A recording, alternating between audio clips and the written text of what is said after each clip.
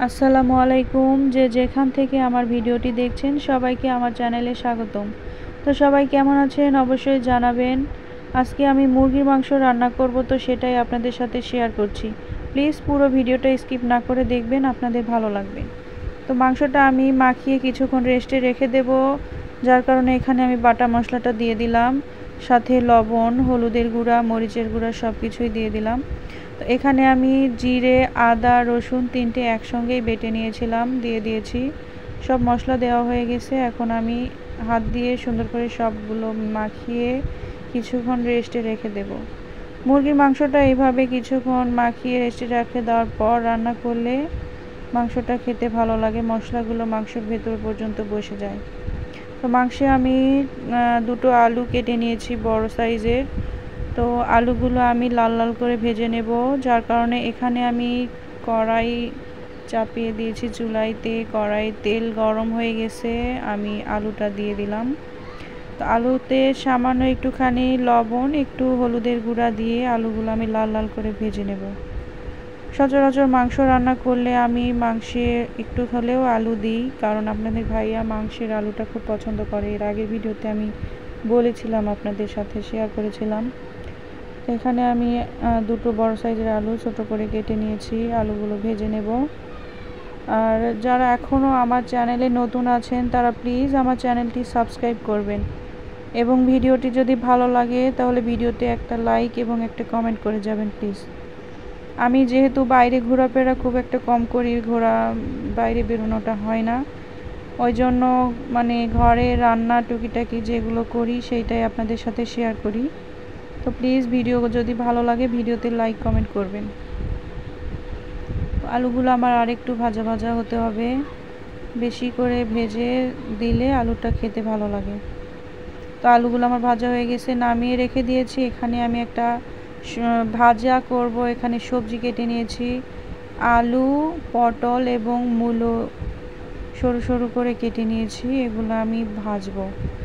এখানে আমি পেঁয়াজ এবং মরিচ, কাঁচামরিচ চুলায় দিয়ে দিছি কড়াইতে, তো ভেজে নিলাম।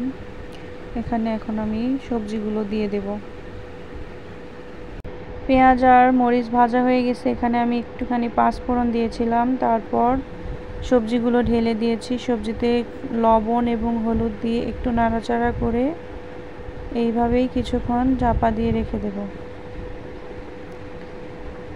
সবজিগুলো এইভাবেই কিছুক্ষণ ঢেকে রেখে দিলে দেখবেন সবজি থেকে অনেকটাই পানি বেরিয়ে যাবে। তারপর পরিমাণ অনুযায়ী পানিটা ব্যবহার করতে হবে, না হলে সবজিগুলো সব একেবারে গলে যাবে। তো দেখুন কিছুক্ষণ পর ঢাকনাটা উঠিয়ে নেওয়ার পর অনেকটাই সবজিগুলো থেকে পানি বেরিয়ে গেছে।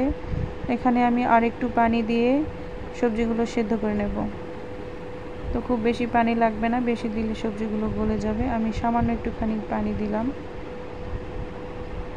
আমার প্রিয় ভাই বোনেরা সবাই বলেন যে আপু ব্লগ ভিডিও রেগুলার দেওয়ার চেষ্টা করবেন, তো ব্লগ ভিডিও রেগুলার দিতে পারি না, চেষ্টা করি। তো এখানে আমি দেখুন পেঁয়াজটা ভেজে নিয়েছিলাম, মাংসে যে পেঁয়াজটা দিব আমি স্কিপ করে গেছি। তো মাংসগুলো পেঁয়াজে দিয়ে একটু ভাজা ভাজা করে তারপর কষিয়ে নিয়েছিলাম। তো স্কিপ করে গেছি, সরি, ভিডিওটা আমি পুরোটা ওঠাতে পারিনি। তো মাংসের সাথে মাংস কষানো হয়ে গেলে মাংসে আলু দিয়ে দিয়েছি। এবার আরও একটুখানি আলুর সাথে কষাবো, যেহেতু আলুটা ভাজা হতেই অর্ধেকটা সেদ্ধ হয়ে গেছিলো, তো ওই জন্য খুব একটা বেশি সময় লাগবে না। মুরগির মাংস যেহেতু সেদ্ধ হতে খুব একটা সময় লাগে না। তো দেখুন আমার কষানোটা হয়ে গেছে, এখন পরিমাণ মতো ঝোলটা দিয়ে দেব। তো আমি খুব বেশি ঝোল রাখবো না, পানি দিয়ে দিলাম ঝোলের। ঝোলটা ভালোভাবে ফুটে গেলেই আমি মাংসটা নামিয়ে নেব। তো দেখুন টকবক করে ফুটতেছে, আর মাংসটা আমার হয়ে গেছে। আর এই যে এদিকে যে সবজিটা রান্না করছিলাম সেটাও হয়ে গেছে। তো আমার ভিডিওটি কেমন লাগলো অবশ্যই জানাবেন, আর ভালো লাগলে প্লিজ আমার চ্যানেলটিতে সাবস্ক্রাইব করে যাবেন, যারা নতুন আছেন আমার চ্যানেলটি সাবস্ক্রাইব করেন। তো ততক্ষণ পর্যন্ত আপনারা সুস্থ থাকুন, ভালো থাকুন পরবর্তী ভিডিওটা আনা পর্যন্ত, এবং আমার ভিডিওটি দেখতে থাকুন। সবাই ভালো থাকবেন।